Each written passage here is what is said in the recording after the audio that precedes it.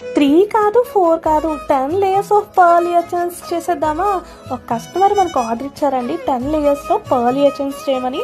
నాకు 10 లేయర్స్ అనగానే చాలా హెవీ అయిపోతుందేమో అనిపించింది, చేశాక అనిపించిందండి రెడీ అయినప్పుడు ఇలా హెవీగా ఉంటేనే బాగుంటుంది అని చెప్పి.